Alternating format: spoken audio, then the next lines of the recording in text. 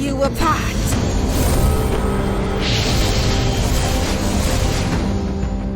Well, wasn't that fun?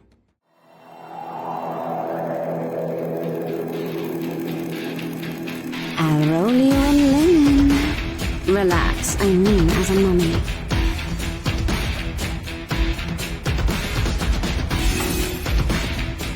Invigorating, no?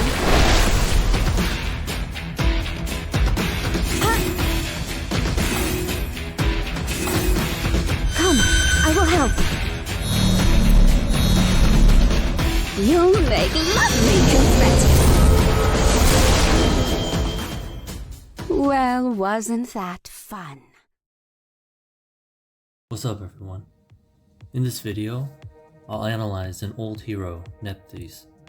Released nearly 2 years ago, Nephthys was the first of mage heroes who were able to take on a second role as a support healer. Later, she got a limited edition skin from the summer 2023 gachapad that was heavily influenced by Lucina Kushinada from the Cyberpunk Edge Runners anime.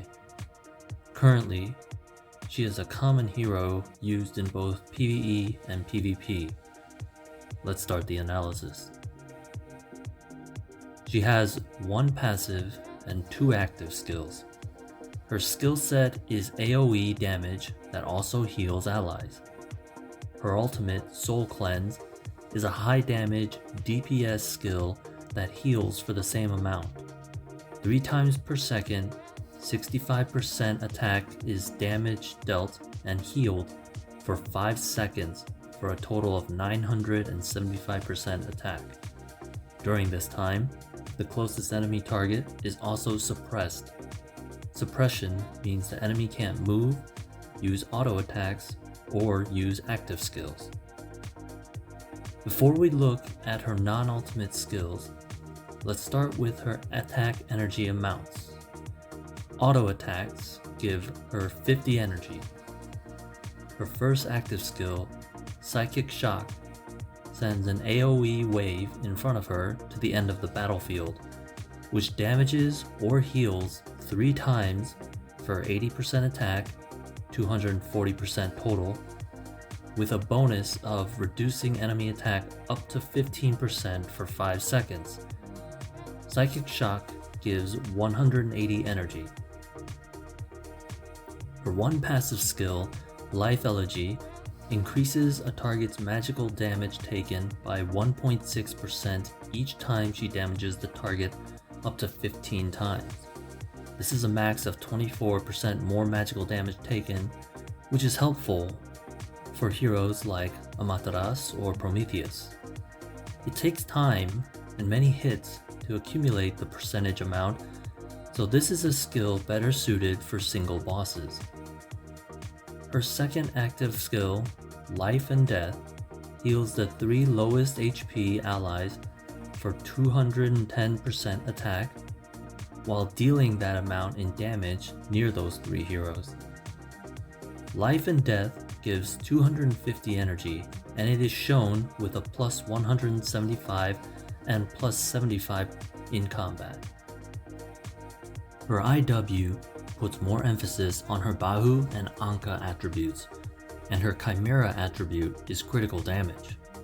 For PvE, yellow IW2 nodes are best for increasing her damage against bosses like the Shadow Arc War Dragon or the Demon Lords of the Sinful Abyss. For PvP, green nodes would be better because of her lower levels of HP and defense, making her more vulnerable to backline snipers like Susanoo or Kamazaz. Her IW skills give initial boosts that improve Nephthys' healing abilities and survival. IW 100 to 300 gives a big HP bestowal boost that decreases to 0 within 30 seconds. IW 400 makes up for the loss by increasing damage by the same amount. IW 500 adds on to IW 100 to 300 by giving Nephthys a dodge boost that also decreases to 0 within 30 seconds. IW 600 is a great skill add-on to her ultimate skill, since it targets both the closest and the farthest enemy instead of just the former. Now the 975% attack damage / healing is doubled for 1950%. The only drawback is that there must be a second enemy to target.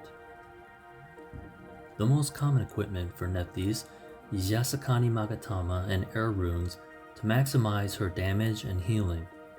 As you've seen in my other videos, I use a different equipment setup for bosses. I use Staff of Sharur and Dark Runes to maximize her damage against bosses, with less focus on healing from her active skills and more on damage from her ultimate. Moving on to her Divinity skills, she has one of the best selections of Divinity skills I've seen. For 2 nodes, pick Obsession and Eterna. For 3 nodes, pick Obsession and Extraordinary. If Nephthys is fighting the Shadow Arc War Dragon, pick Eterna instead of Obsession. For 4 nodes, pick Obsession, Eterna, and Extraordinary. For 5 nodes, pick Extraordinary and Savvy. In PvP, it is also possible to use Abyss and Chaotic Power or Supernova instead. For 6 and 7 nodes, you can experiment with a variety of Divinity skills. This is why I said she has such a great Divinity skill set. Personally, at 7 nodes, I use Obsession, Extraordinary, and Savvy for PvE, and Obsession, Chaotic Power, and Supernova for PvP. I've already said it, but Nephthys is great for PvE. I use her all the time for the Shadow Arc War Dragon, and sometimes in Sinful Abyss. Even though her main divinity tree isn't as serial, Nephthys is still a great hero for Crusade of Edda.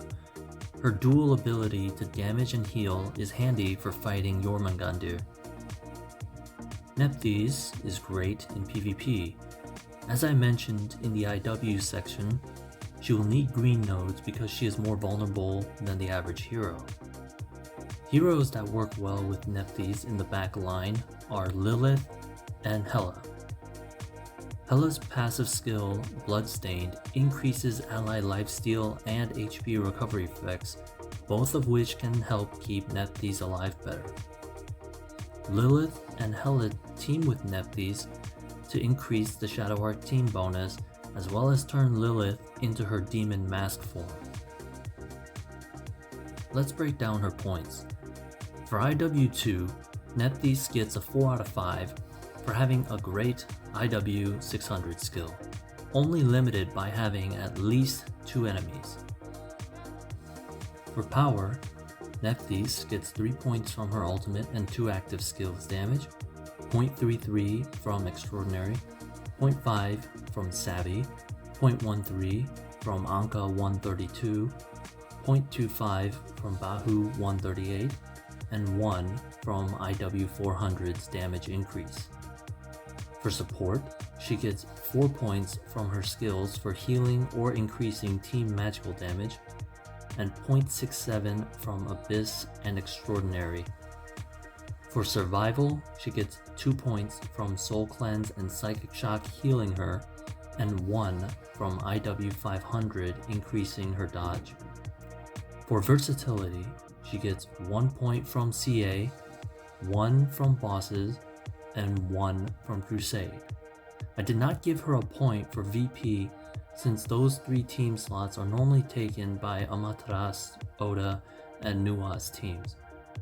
Her total is 19.88, which puts her at the top of S tier.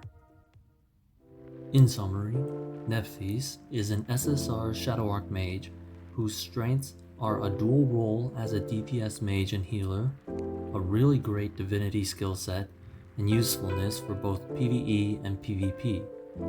However, her weaknesses are her lower than average HP and defense, which leads her to being more susceptible to backline snipers like Susanoo and Kamazos. Thanks for listening.